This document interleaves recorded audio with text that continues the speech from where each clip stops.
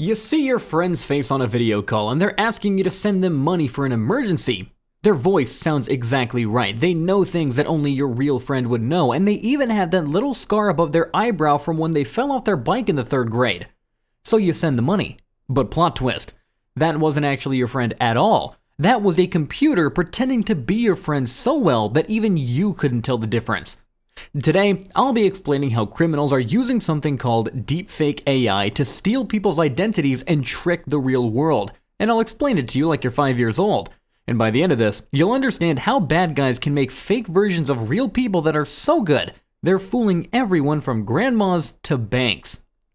Turns out, computers have gotten really good at playing dress up. And not the fun kind where you put on your mom's high heels and pretend to be a grown-up. The scary kind, where a computer can put on someone else's entire face, voice, and personality, and nobody can tell that it's fake.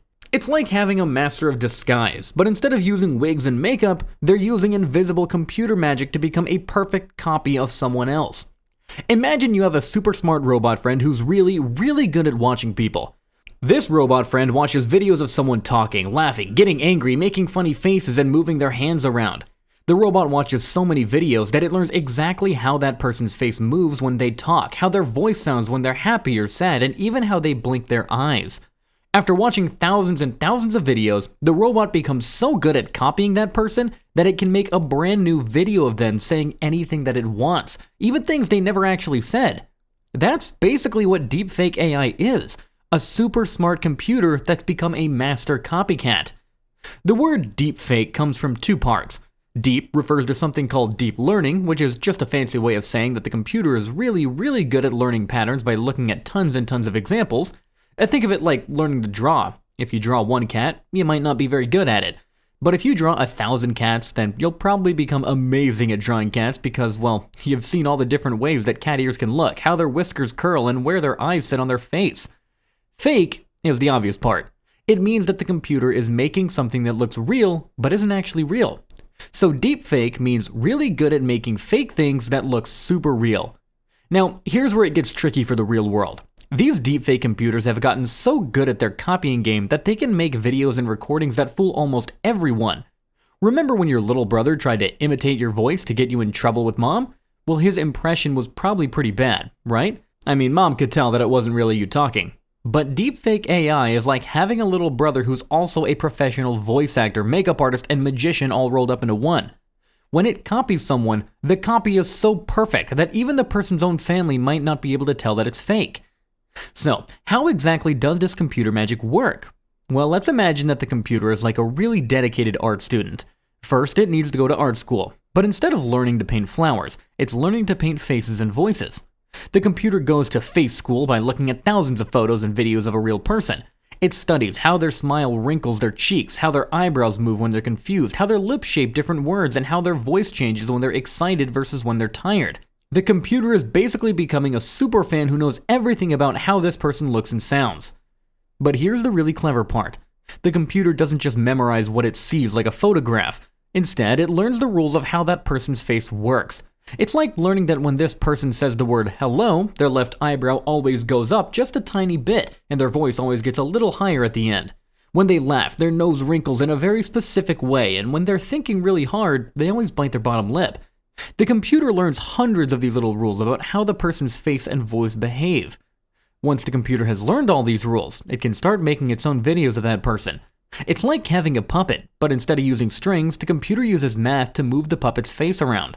The computer can make the puppet person say, "I love ice cream," even if the real person never said those words on camera. It can make them look happy, sad, angry, or confused, all by following the rules that it learned about how that person's face moves. Now, let's talk about how the bad guys are using this technology to cause trouble. Criminals have figured out that if they can make a perfect fake version of someone, they can use that fake version to trick other people.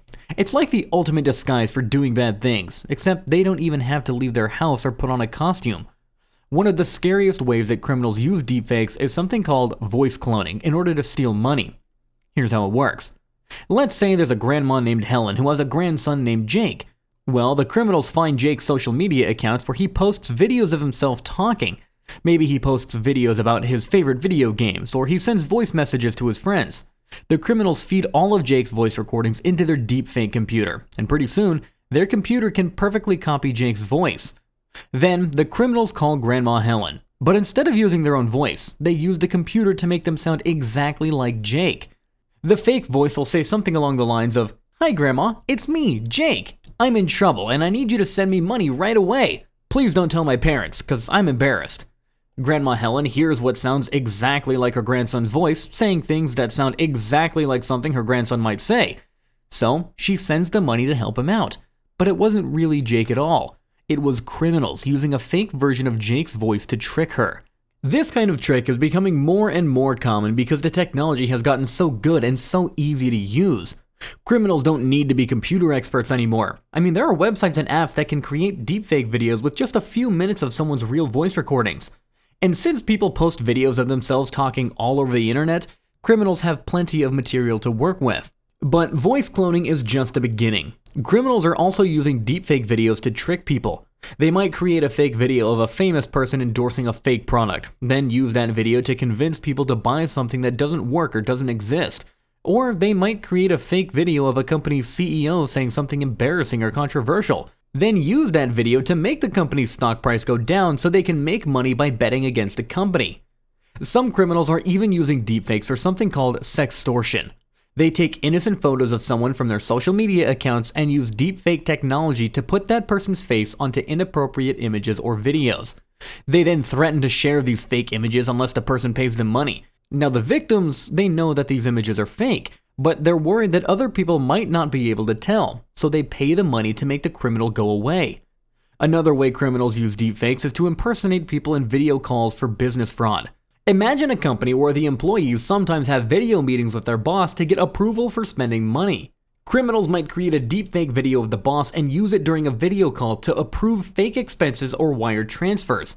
The employee sees what looks like their real boss on the video call, giving them permission to send money somewhere, but it's actually just a criminal wearing their boss's face like a digital mask. The technology is getting so advanced that criminals can even do this in real time. That means they can have a live video conversation with someone while wearing a deepfake mask of someone else's face. It's like having a magic mirror that shows a different person's face instead of your own, but the other person on the call thinks that they're talking to that other person for real. But deepfakes aren't just being used to steal money directly. They're also being used to steal something even more valuable: trust. When criminals create fake videos of politicians saying things they never did, or videos of celebrities doing things that they would never do, it makes people start to doubt everything that they see online. It's like crying wolf, but instead of one person lying about wolves, it's making everyone wonder if any of the wolves they see are real. This creates a problem called the liar's dividend. Even when someone is caught doing something bad for real, they can now claim that the evidence against them is just a deepfake.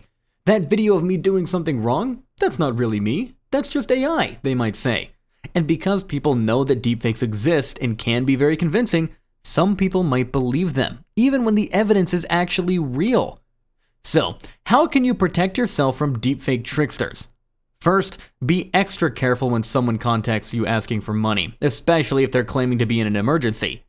Even if they sound exactly like your friend or family member, take a moment to verify that it's really them. Ask them something only the real person would know, or call them back at a number that you know is theirs. If someone calls you claiming to be your grandson in jail, hang up and call your grandson directly to check.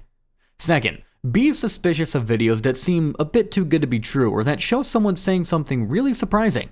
If you see a video of a famous person endorsing a product that you've never heard of, or a politician saying something that seems completely out of character, it very well might be a deepfake. Look for the small signs that something might be fake, like weird lighting on the person's face, lips that don't quite match the words that they're saying, or audio that sounds a little bit off. And third, remember that just because you see something in a video doesn't mean it definitely happened. Videos used to be pretty good evidence that something was real, but now they can be faked so well that even experts sometimes have trouble telling the difference. When you see something important or shocking in a video, try to find other sources that confirm the same information. The good news is that researchers are working on technology to detect deepfakes automatically.